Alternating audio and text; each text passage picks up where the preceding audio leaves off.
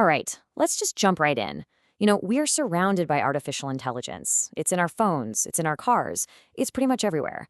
But what happens when it goes wrong? Like really, really wrong. That's what we're tackling in today's Explainer, one of the trickiest legal questions of our time. Who's responsible when AI messes up? And look, let's be super clear about the stakes here. This is not just another little tech trend. Check out this quote from the foreword to the book Robot Rules. It says, AI is poised to be more revolutionary than anything since the evolution of our own species. Whoa, that is a massive, massive statement. It really sets the stage for the enormous challenge we're about to unpack. And this isn't some, far-off sci-fi problem. This headline is from 2018. A self-driving Uber test vehicle struck and killed a pedestrian. This horrible tragedy yanked the whole question of AI responsibility right out of the philosophy classroom and slapped it on the front page. It forced us all to ask a question our legal system just wasn't built to answer. Who is to blame? So that one question, who is to blame, it really exposes this giant hole at the heart of our legal system. And it's not just about one tragic accident. It's a fundamental challenge to the way we even think about fault. We've got a serious AI responsibility problem on our hands. Think about it. Our entire legal system, when it comes to liability, is built on these ideas like foreseeability and direct cause and effect. You need a clear line from a person's action to the harm that was done. But advanced AI, an AI that can learn on its own and do things its creators never intended, well, it just shatters that line. It creates a situation where our existing laws, they just don't compute. So when lawyers are faced with some new, complicated technology like this, where do you think they look for answers? Well, surprisingly, a lot of the time they look to the past. And that brings us to this really fascinating legal idea that tried to do just that, the law of the horse. Okay, so this idea was really pushed by a judge named Frank Easterbrook back in the 90s.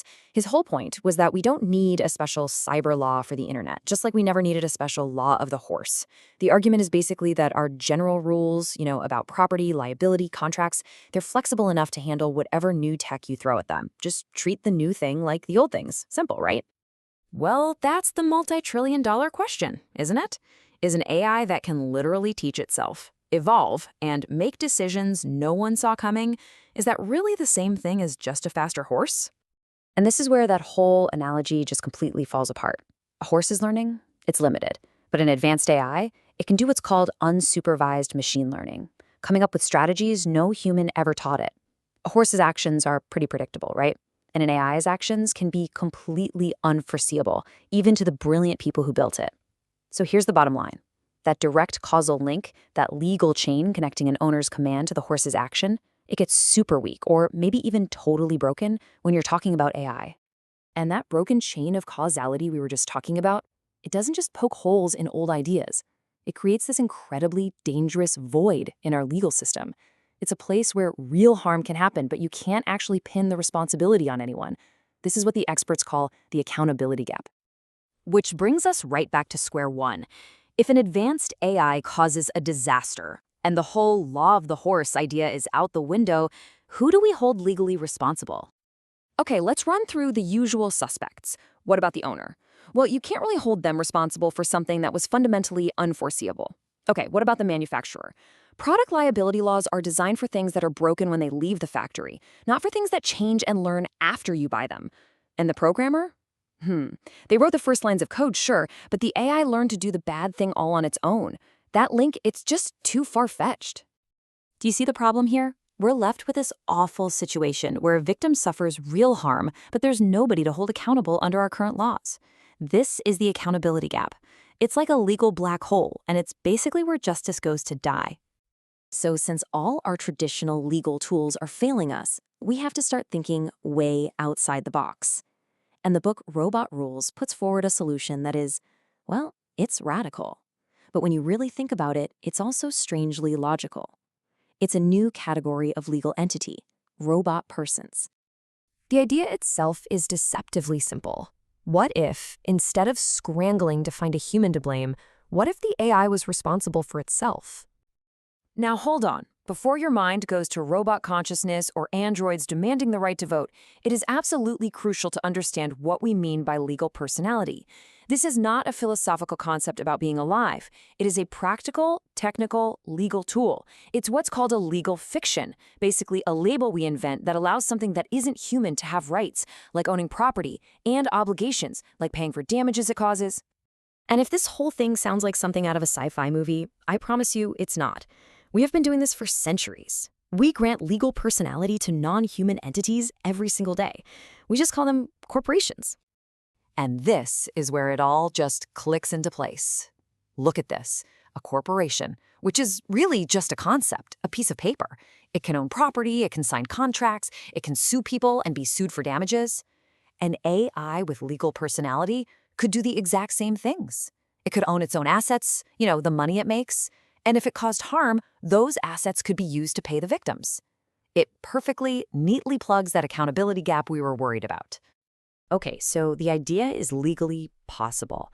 We know it could work. But is it a good idea? Now we have to get into the really tough part and weigh the pros and cons of inviting these new persons into our legal world. The arguments for doing this are really powerful and pretty practical. First and foremost, it closes that dangerous accountability gap. Boom, done.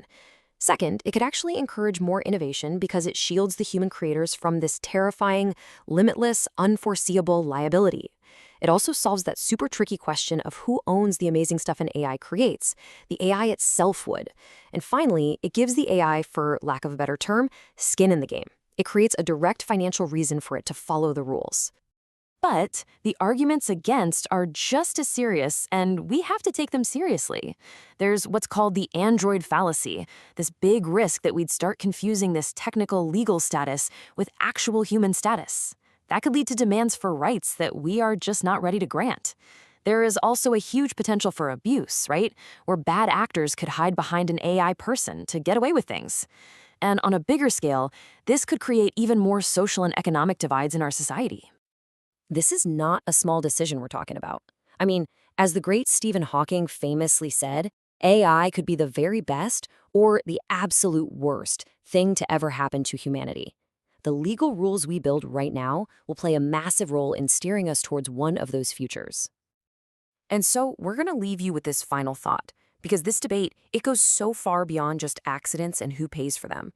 It really touches the very nature of creativity, of invention, of ownership. If an AI can compose a symphony, or design a revolutionary new drug, or write a brilliant novel, should it own its creation? Answering that question, well, that will define not just our laws, but our future, living alongside these powerful new minds.